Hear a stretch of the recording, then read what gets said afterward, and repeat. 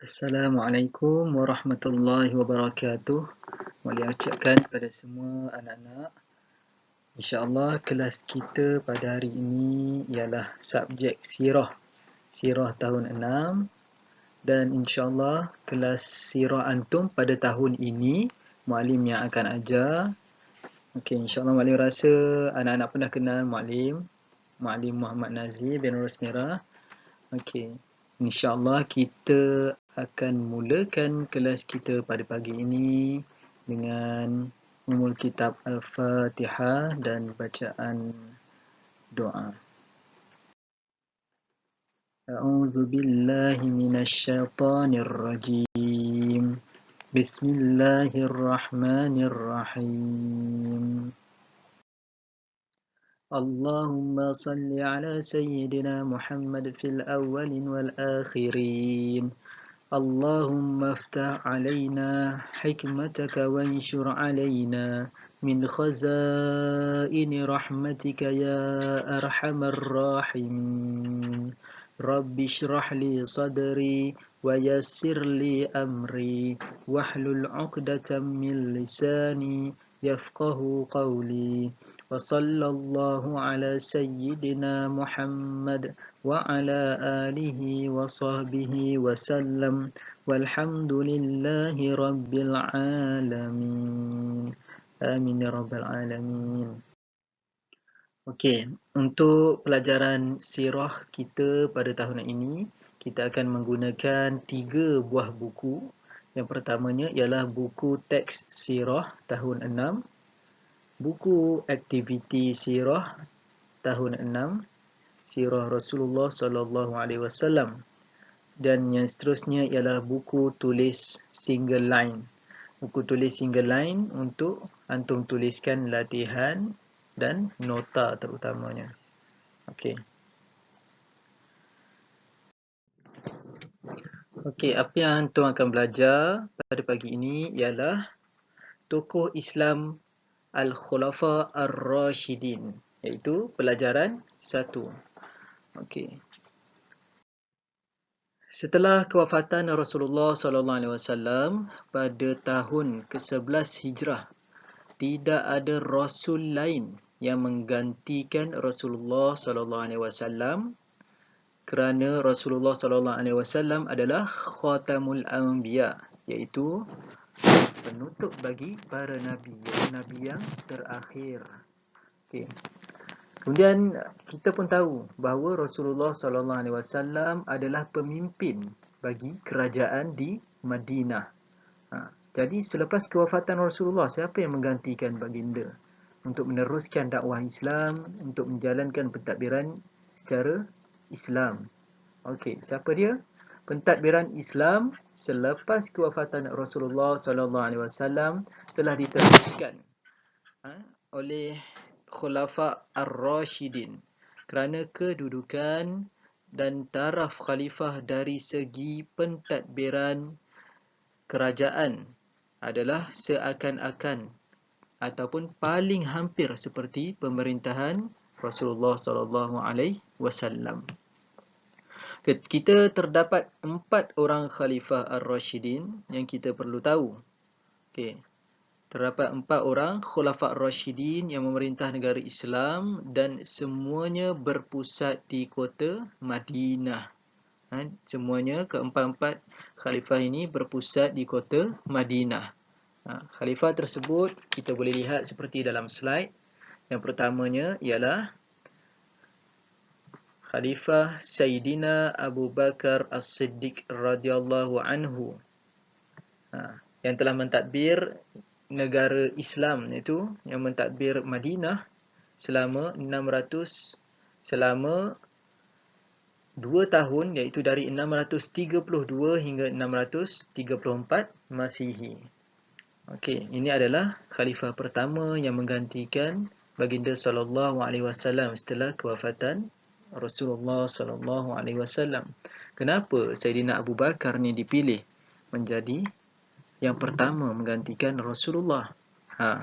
Sebabnya ada yang berpendapat, ada ulama yang berpendapat bahawa kerana sewaktu hidupnya baginda sallallahu alaihi wasallam, Sayyidina Abu Bakar radhiyallahu anhu pernah dilantik sebagai imam dalam solat. Maknanya Rasulullah sallallahu alaihi wasallam pernah solat sebagai makmum yang diimamkan oleh Abu Bakar As-Siddiq. Okey. Seterusnya, sebelum kita masuk dalam lagi tentang khalifah yang pertama, iaitu khalifah Abu Bakar As-Siddiq, kita tengok secara keseluruhan dulu. Siapakah mereka? 4 orang Khulafa Ar-Rashidin. Okey, yang kedua ialah Sayyidina Umar Al-Khattab radhiyallahu anhu, di mana beliau telah memerintah dari tahun 634 sehingga 644 Masihi. Okey, yang ketiga Sayyidina Uthman bin Affan radhiyallahu anhu yang telah memerintah dari tahun 644 sehingga 656 Masihi. Antum perlu hafalkan berapa tahun mereka memerintah, sebab soalan begini mungkin akan masuk di dalam periksa. Dan khalifah yang terakhir di dalam sistem Khulafa Ar-Rashidin ialah Sayyidina Ali bin Abi Talib karamallahu wajhah, iaitu menantu Rasulullah SAW yang telah memerintah dari tahun 656 sehingga 661 Masihi.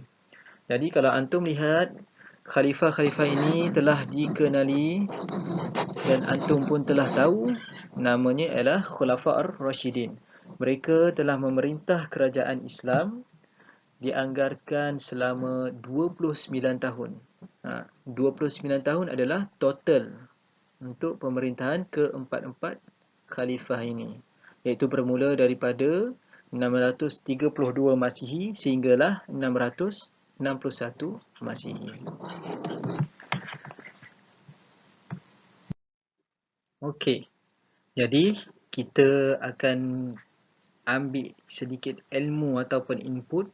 Siapakah dia? Abu Bakar As-Siddiq radhiyallahu anhu, iaitu khalifah pertama di dalam sistem Khulafa Ar-Rashidin. Okey, ayo kita tonton video ni dan tengok dia punya fakta-fakta tu. Okey.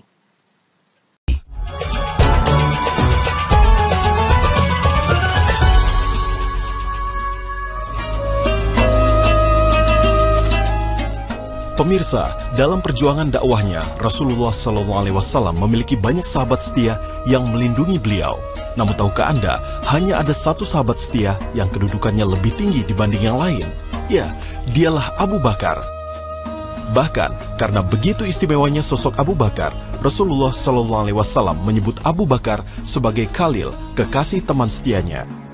Rasulullah SAW bersabda, "Sesungguhnya orang yang paling setia kepadaku, baik dalam hartanya maupun dalam persahabatannya, adalah Abu Bakar. Kalau saja aku boleh mengangkat seorang Khalil kekasih, niscaya aku akan memilih Abu Bakar sebagai kekasih. Akan tetapi, dia adalah saudaraku di dalam Islam.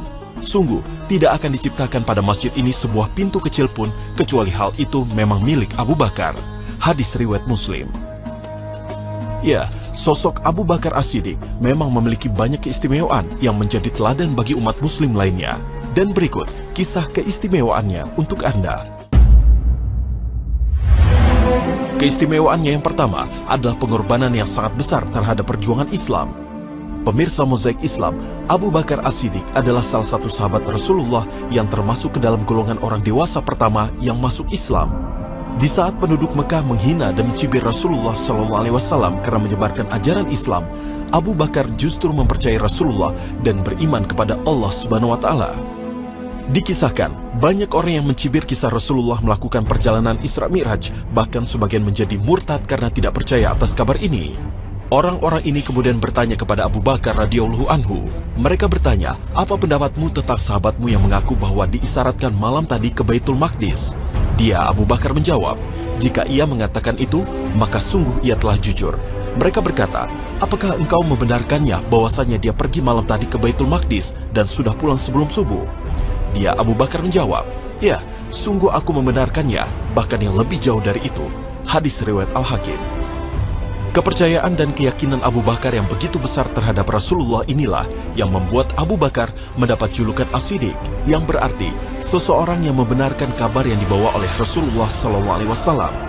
Dan kesetiaan serta pengorbanan Abu Bakar kepada Rasulullah SAW membuat Rasulullah meminta Abu Bakar menjadi teman saat berangkat hijrah ke Madinah.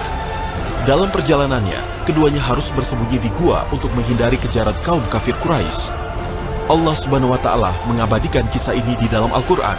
Allah Ta'ala berfirman, "Jikalau kamu tidak menolongin Muhammad, maka sesungguhnya Allah telah menolongnya, yaitu ketika orang-orang kafir musyrikin Mekah mengeluarkannya dari Mekah, sedang dia salah satu dari dua orang ketika keduanya berada dalam gua, di waktu dia berkata kepada temannya, 'Janganlah kamu berduka cita, sesungguhnya Allah beserta kita.' Maka Allah menurunkan keterangannya kepada Muhammad dan membantunya dengan tentara yang kamu tidak melihatnya. Dan Al-Quran menjadikan orang-orang kafir itulah yang rendah. Dan kalimat Allah itulah yang tinggi. Allah Maha Perkasa, lagi Maha Bijaksana." Al-Quran Surat At-Taubah ayat 40. Pemirsa Mozaik Islam, selain kesetiaannya kepada Rasulullah, Abu Bakar terkenal karena akhlaknya yang sangat mulia. Pemirsa Mozaik Islam, tahukah Anda, kemuliaan akhlak Abu Bakar As-Siddiq sudah terlihat sejak sebelum Abu Bakar menjadi seorang muslim. Selama hidupnya, Abu Bakar As-Siddiq tidak pernah menyembah berhala, berdusta, ataupun meminum arak seperti layaknya penduduk Mekah lainnya. Abu Bakar As-Siddiq juga menjadi sahabat Rasulullah SAW yang selalu berusaha untuk mengikuti dan meneladani semua amal ibadah Rasulullah SAW. Rasulullah SAW bersabda, "Siapakah di antara kamu yang berpuasa hari ini?" Abu Bakar menjawab, "Saya." Rasulullah bertanya lagi, "Siapakah di antara kamu yang mengiringi jenazah pada hari ini?" Abu Bakar menjawab, "Saya." "Siapakah yang memberi makan fakir miskin hari ini?" Abu Bakar menjawab, "Saya." "Siapakah di antara kalian yang menjenguk orang sakit pada hari ini?" tanya Rasulullah. Abu Bakar menjawab, "Saya."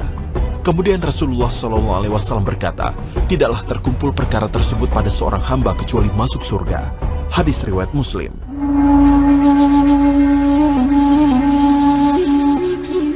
Ketika memeluk Islam, Abu Bakar banyak menginfakkan hartanya untuk kepentingan Islam.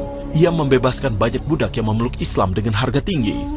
Bahkan muazin Rasulullah, Bilal bin Rabah, ia tebus dengan harga 9 ukiah emas atau hampir 150 juta rupiah di masa kini. Tak hanya itu, Abu Bakar dalam sebuah kesempatan juga pernah menginfakkan seluruh harta bendanya untuk tegaknya ajaran Islam. Bahkan karena hal ini, Umar bin Khattab pun pernah merasa tidak mampu untuk menandingi sedekah Abu Bakar As-Siddiq. Rasulullah SAW memerintahkan kami bersedekah, maka kami pun melaksanakannya. Umar bin Khattab berkata, "Semoga hari ini aku bisa mengalahkan Abu Bakar." Aku pun membawa setengah dari seluruh hartaku, sampai Rasulullah bertanya, "Wahai Umar, apa yang kau sisakan untuk keluargamu?" Umar menjawab, "Semisal dengan ini." Lalu Abu Bakar datang membawa seluruh harta bendanya. Rasulullah lalu bertanya, "Wahai Abu Bakar, apa yang kau sisakan untuk keluargamu?" Abu Bakar menjawab, "Kutinggalkan bagi mereka Allah Subhanahu wa Ta'ala dan Rasulnya." Umar berkata, "Demi Allah, aku tidak akan bisa mengalahkan Abu Bakar selamanya." Hadis riwayat Tirmizi. Ketika Rasulullah SAW wafat, Abu Bakar adalah salah satu sahabat terdekat yang paling sedih. Namun Abu Bakar juga merupakan orang yang paling tegar ketika itu. Dikisahkan dari Aisyah radhiyallahu anha bahwasanya ketika Rasulullah wafat, Abu Bakar sedang berada di daerah Sun Aliyah. Umar berdiri seraya berkata, "Rasulullah SAW tidak meninggal. Allah Subhanahu wa Ta'ala akan membangkitkannya dan kemudian akan memotong-motong tangan dan kaki orang-orang." Kemudian Abu Bakar As-Siddiq datang, maka beliau mengucapkan hamdalah dan pujian bagi Allah Subhanahu wa Ta'ala. Kemudian berseru, "Amma ba'du, barang siapa menyembah Muhammad SAW, sesungguhnya Muhammad SAW telah meninggal. Dan barang siapa menyembah Allah, sungguh Allah Maha hidup dan tidak mati." Kemudian beliau membacakan surat Ali Imran ayat 144. Hadis riwayat Bukhari. Pemirsa, Abu Bakar terkenal karena tabiatnya lembut dan hatinya yang mudah memaafkan orang. Namun ketika ia diangkat menjadi khalifah pengganti Rasulullah, Abu Bakar juga bisa menunjukkan ketegasan. Beliau memerintahkan kaum muslimin untuk memerangi nabi palsu, kaum murtad hingga orang-orang yang meninggalkan zakat. Beliau juga memerintahkan Zaid bin Sabit mengumpulkan ayat-ayat Al-Quran dari semua sumber yang ada. Begitu istimewanya sosok Abu Bakar, hingga Rasulullah SAW memberikan petunjuk kepada umat muslim agar mengikuti jejak langkah seorang Abu Bakar As-Siddiq. Rasulullah SAW bersabda, "Ikutilah jalan orang-orang sepeninggalku, yaitu Abu Bakar dan Umar." Hadis riwayat Ahmad, Tirmizi, dan Ibnu Majah. Maka, jangan pernah ragu berjuang di jalan Allah, karena sesungguhnya Allah Subhanahu wa Ta'ala adalah sebaik-baiknya pemberi balasan. SAW wafat, Abu Bakar adalah salah satu sahabat terdekat yang paling sedih. Namun Abu Bakar juga merupakan orang yang paling tegar ketika itu. Dikisahkan dari Aisyah radhiyallahu anha bahwasanya ketika Rasulullah wafat, Abu Bakar sedang berada di daerah Sun Aliyah. Umar berdiri seraya berkata, "Rasulullah SAW tidak meninggal. Allah Subhanahu wa Ta'ala akan membangkitkannya dan kemudian akan memotong-motong tangan dan kaki orang-orang." Kemudian Abu Bakar As-Siddiq datang, maka beliau mengucapkan hamdalah dan pujian bagi Allah Subhanahu wa Ta'ala. Kemudian berseru, "Amma ba'du, barang siapa menyembah Muhammad SAW, sesungguhnya Muhammad SAW telah meninggal. Dan barang siapa menyembah Allah, sungguh Allah Maha hidup dan tidak mati." Kemudian beliau membacakan surat Ali Imran ayat 144. Hadis riwayat Bukhari. Pemirsa, Abu Bakar terkenal karena tabiatnya lembut dan hatinya yang mudah memaafkan orang. Namun ketika ia diangkat menjadi khalifah pengganti Rasulullah, Abu Bakar juga bisa menunjukkan ketegasan. Beliau memerintahkan kaum muslimin untuk memerangi nabi palsu, kaum murtad hingga orang-orang yang meninggalkan zakat.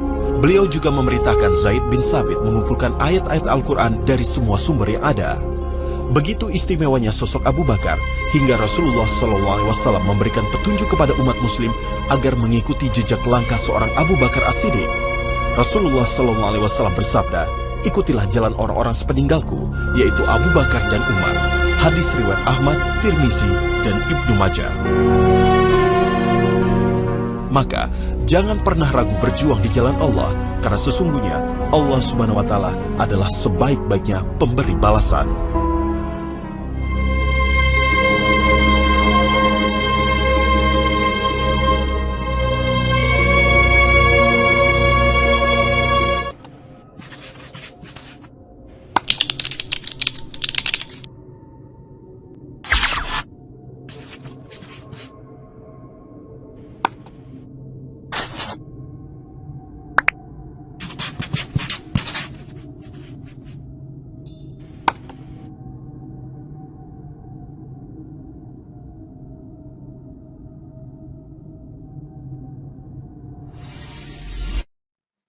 Okey, jadi apa tugas antum untuk kelas pagi ini? Ialah yang pertamanya, Muallim nak antum salinkan slide yang Muallim berikan ini, iaitu ringkasan tentang 4 orang khalifah, iaitu Khulafa' Ar-Rashidin. Ringkas saja. Khalifah yang pertama, khalifah kedua, ketiga dan keempat, nama penuh mereka serta tahun pemerintahan. Muallim nak antum salinkan kesemuanya ke dalam buku tulis. Okey, salin semua ke dalam buku tulis. Okey, tulis dengan kemas dan cantik. Yang seterusnya, tugas yang seterusnya ialah menggunakan buku aktiviti. Muallim nak antum siapkan buku aktiviti muka surat 3. Muka surat 3. Jadi jawapannya kita akan bincangkan minggu depan, dan minggu depan kita akan cerita dengan lebih detail lagi tentang Sayyidina Abu Bakar As-Siddiq. Okey, sekadar setakat ini saja untuk kelas kita pada pagi ini. Muallim ucapkan ribuan terima kasih kepada semua yang telah memberi perhatian dan menyertai kelas pada pagi ini, pada hari ini, dan insya-Allah kita akan berjumpa pada minggu depan di dalam kelas Google Meet. Kita tutup kelas kita dengan tasbih kafarah dan surah Al-Asr. Bismillahirrahmanirrahim. Subhanakallahumma wa bihamdika asyhadu an la ilaha illa anta astaghfiruka wa atubu ilaik. Bismillahirrahmanirrahim. Wal 'asr. Innal insana lafi khusr. إلا الذين آمنوا وعملوا الصالحات وتواصوا بالحق وتواصوا بالصبر. Assalamualaikum warahmatullahi wabarakatuh.